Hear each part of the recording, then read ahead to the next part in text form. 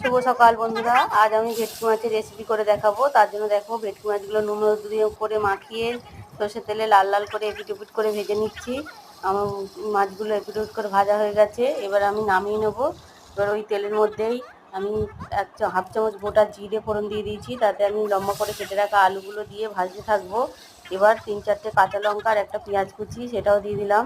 পেঁয়াজটা একটু নাড়াচাড়া করে আমি এতে একটা টমেটো কুচি দিয়ে দেবো, দিয়ে একটু নাড়াচাড়া করবো। একটু নরম হয়ে গেলে এবার 8 চামচ আদা বাটা, জিরে গুঁড়ো, হলুদ গুঁড়ো, লঙ্কা গুঁড়ো, লবণ দিয়ে আমি কষাতে থাকবো। সামান্য একটু জল দিয়ে কষাবো।